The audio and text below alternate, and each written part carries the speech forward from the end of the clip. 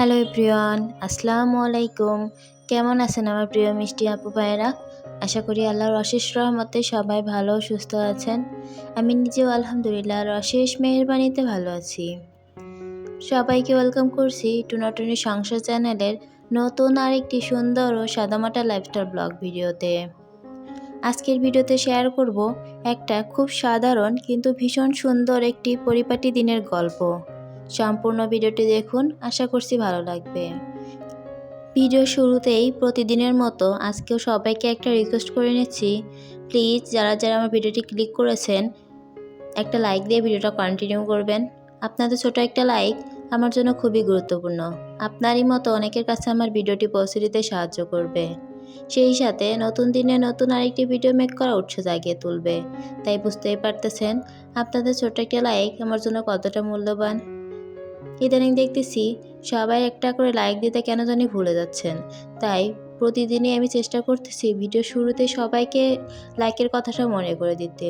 Please যারা যারা comment করছেন একটা করে লাইক দিয়ে তারপরে কমেন্ট করে যাবেন। এতে কিন্তু আমার চ্যানেলের জন্যও ভালো, আমার জন্যও ভালো। আজকে ভিডিওটি শুরু করেছি সকাল থেকে। সকালে ঘুম থেকে উঠেই একটু নাস্তা বানিয়ে নাস্তা করে নিয়েছিলাম, সেটা আর ক্যামেরা বন্দি করা হয় নাই। এবার নাস্তা শেষ করে চলে আসি নিজের বেডরুমে একটু প্রথমে বেডটা গুছিয়ে নিব। প্রথমে বেডের উপর যে জিনিসগুলো ছিল কম্বল বালিশ সেগুলো আমি সরিয়ে নিয়েছি। এবার খাটের পাশে যে একটা গাছ ছিল, একদিন এক আপু কমেন্টে আমার এই খাটের পাশে গাছটা জানতে চেয়েছিল। আপুর নামটা আমি ঠিক এখন বলতে পারছি না, আমার একটুও মনে নাই। পরে যে কোন ভিডিওতে আপু কমেন্ট করেছিল সেটাও ভুলে গেছি, না হলে খুঁজে বের করে আপুর নামটা বলতে পারতাম। তাই এই যে আপু, এই খাটের পাশের যে গাছটা তোমাকে সুন্দর করে দেখিয়ে দিলাম। আর এটার দামটা তুমি জানতে চেয়েছিলে, এটার দাম আমার কাছ থেকে 850 টাকা নিয়েছিল। এই গাছটা আমি দোয়েল চত্বর থেকে নিয়েছিলাম 2 বছর আগে। তখন আমার কাছ থেকে 850 টাকা নিয়েছিল। তবে এখন গাছটার দাম বাড়তেও পারে কমতেও পারে, আমার জানা নাই। তবে আপু, আজকের ভিডিওটা তুমি জেনে থাকলে হয়তো বুঝতে পারবে। আর যদি দেখে থাকো আজকের ভিডিওটা তাহলে অবশ্যই কমেন্ট করে জানিয়ে যাবা কিন্তু। এদিকে আমি আপনাদের সাথে কথা বলতে বলতে কিন্তু গাছটা সুন্দর মতো পরিষ্কার করে নিয়েছি। যেহেতু কিছুদিন আগে গাছটা আমি ডিপ ক্লিন করেছিলাম, এখন খুব বেশি একটা ময়লা পড়ে নাই, তাই একটা কাপড় দিয়ে উপর যে ময়লাগুলো পড়েছিল সেগুলো মুছে নিয়েছি। সুন্দর করে মুছে নিয়ে খাটের যেখানে রেখেছিলাম সেখানে আবার সুন্দর করে রেখে দিয়েছি। তারপরে বিছানাটা একটু ঝাড়ু দিয়ে বালিশগুলো সাজিয়ে রেখে পাশে কম্বলটাও রেখে দিয়েছি। বিছানাটা সুন্দর মতন গুছিয়ে এবার চলে এসেছি ওয়ার্ড্রপের ওপর জিনিসগুলো একটু এলোমেলো হয়েছিল সেগুলো গুছিয়ে নেওয়ার জন্য। যেহেতু ওয়ার্ড্রপের ওপর আমি রেগুলার কিছু জিনিস ইউজ করি, সেগুলো রেখে থাকি, সবসময় যেহেতু ইউজ করা হয় একটু এলোমেলো হয়ে যায়, তাই আমার প্রতিদিনই প্রায় এগুলো গুছিয়ে রাখতে হয়। এই যে দেখুন, সবগুলো জিনিস আমি একে একে গুছিয়ে রেখেছি। যদিও সেদিনকে বাইরে গিয়েছিলাম, এই সেই ব্যাগটা আমি কীভাবে যে রেখেছিলাম একদম এলোমেলো হয়েছিল। এবার আমি সুন্দর মতো সবগুলো জিনিসই গুছিয়ে নিলাম। ওয়ার্ড্রপের ওপর সব জিনিসগুলো রেখে আমি ওয়ার্ড্রপের ওপর যে কাপড়টা ছিল সেটাও কিন্তু হাত দিয়ে সুন্দর মতো ময়লাটা ঝেড়ে নিয়েছিলাম। ওয়ার্ড্রপের ওপর পরিষ্কার করে আমি অফ ক্যামেরাতে ওয়ার্ড্রপের পাশে যে আয়নাটা আছে সেটা পরিষ্কার করে নিয়েছিলাম। যেহেতু ওয়ার্ড্রপটা পরিষ্কার করতে গেলে অনেক ময়লা আয়নাতে এসে পড়ে থাকে, তাই আমি অফ ক্যামেরাতে আয়নাটা সুন্দর মতন ক্লিন করে নিয়েছিলাম। এবার চলে যাব রুমটা একটু পরিষ্কার করে নেওয়ার জন্য। প্রথমে আমি যে পাপোশটা ছিল ওটা উঠিয়ে ঝেড়ে নিয়ে তারপরে সুন্দর করে সব পুরো রুমটাই ঝাড়ু দিয়ে নিব। সকালে শুরুটা ছিল ঘরটা একটু একটু করে গুছিয়ে নেওয়ার মধ্য দিয়েই। পরিপাটি একটা ঘর, পরিষ্কার একটা পরিবেশ, এই ছোট ছোট বিষয়গুলোই দিনটাকে এত সুন্দর করে তোলে তা বলার ভাষা নাই। কারণ সুন্দর পরিপাটি ঘর মানে যেমন চোখেরও শান্তি তেমন কিন্তু মনেরও শান্তি। তাই চেষ্টা করি সব সময় যেমন নিজে পরিপাটি হয়ে থাকতে, তেমন রুমটাও পুরো পরিষ্কার পরিপাটি করে রাখার জন্য। এদিকে আমি রুমটা ভালো মতো পরিষ্কার করে অফ ক্যামেরাতে রুমটা মুছেও নিয়েছিলাম। তারপরে চলে আসলাম দুপুরে রান্না করার জন্য। আজকে দুপুরে তেমন কিছু রান্না করব না, শুধু একটু ঝালঝাল করে মুরগির মাংস রান্না করব। প্রথমে আমি তেলের মধ্যে দিয়ে একটু পেঁয়াজ কুচি দিয়ে সকল রকমের মশলা দিয়ে ভালো মতো কষিয়ে নিয়েছি।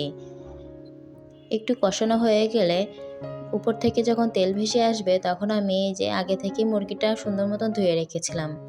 আজকে আমি কক মুরগি রান্না করতেছি, তাই একটু ঝাল বেশি দিয়েছি, একটু ঝাল ঝাল করে আর কি রান্না করব। এদিকে আমি মশলাটা কষানো হয়ে গেছে, তার মধ্যে মুরগিটা দিয়ে একটু নেড়ে দিয়েছিলাম, হালকা একটু নেড়ে একটু ঢাকনা দিয়ে ঢেকে দিয়েছিলাম। তারপরে আমি সুন্দর মতন মুরগিটা একটু কষিয়ে নিব। আমার চ্যানেলে যারা নতুন, আজই আমার চ্যানেলটি ভিজিট করছেন, আপনাদের যদি লাইফস্টাইল ব্লগ ভিডিও দেখতে ভালো লাগে তাহলে চাইলেই আপনি আমার চ্যানেলটি সাবস্ক্রাইব করে পাশে থেকে যেতে পারেন। সাবস্ক্রাইব করে পাশে থাকার বেল আইকনের অল অপশনটি বাজিয়ে রাখবেন, যাতে পরবর্তী কোনো ভিডিও দিলে আপনাদের কাছে নোটিফিকেশন পৌঁছে যায় এবং আপনারা সময় সুযোগ করে আমার ভিডিওটি দেখে নিতে পারেন। আর আমার ভিডিওর যদি কোনো অংশে বা আমার ভিডিওর কথা বা কাজের কোথাও একটু ভালো লেগে থাকে তাহলে কমেন্ট করে জানিয়ে দিতে পারেন। আমার ভিডিও যদি খুব বেশি ভালো লেগে থাকে তাহলে ফ্রেন্ডস আর ফ্যামিলির মাঝে শেয়ার করে দিতে পারেন। আর আপনি যদি তা অলরেডি করে থাকেন তাহলে আপনাকে জানাই অসংখ্য অসংখ্য ধন্যবাদ। আপনাদের সাথে কথা বলতে বলতে এদিকে আমার মুরগির মাংসটা রান্না করা হয়ে গেছে। আজকে আমি মুরগির মাংসটা একটু ঝালঝাল করে ভুনা ভুনা করেছি, খুব বেশি একটা ঝোল রাখি নাই। তারপরে আমি মুরগির মাংসটা একটা গামলাতে নামিয়ে নিয়েছি।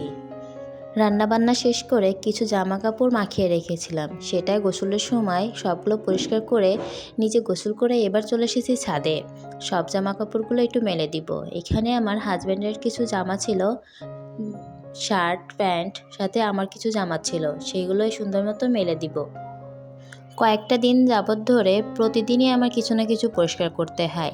আর সামনে যেহেতু রোজা, এখন তো আরও অনেক বড় বড় কিছু পরিষ্কার করে দিতে হবে, যেমন বিছানার চাদর, পর্দা, কাঁথা, এগুলো প্রতিনিয়তই পরিষ্কার করতে আসি কিছু কিছু করে।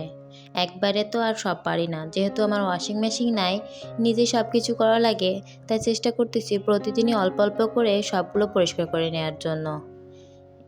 আজকে আমি কাপড় মেলে দেওয়ার সময় এক পিচ্চিকে ফোনটা ধরিয়ে দিয়েছিলাম ভিডিও করার জন্য, যার কারণে ভিডিওটা অনেক কাঁপাকাঁপি করতেছে, আপনারা দেখলেই বুঝতে পারবেন। সব জামাকাপড়গুলো মেলে দিয়ে আমি ক্লিপ লাগিয়ে দিয়েছি। তারপর অনেকটা সময় চলে গেছে, এর মধ্যে আর কোনো ভিডিও করা হয় নাই। এবার চলে গেছি বিকালের দিকে।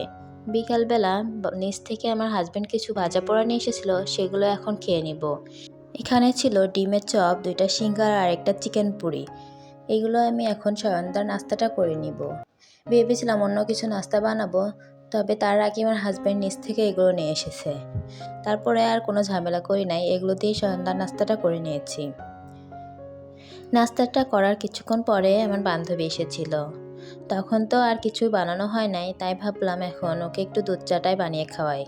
এখানে দুজনের জন্য 2 কাপ দুধ চা বানিয়ে নিয়েছিলাম। তারপরে দুজন মিলে একটু খেয়ে নিব। আজকের মতো এখানে বিদায় নিচ্ছি। সবাই ভালো থাকবেন, সুস্থ থাকবেন। আল্লাহ হাফেজ। আসসালামু আলাইকুম।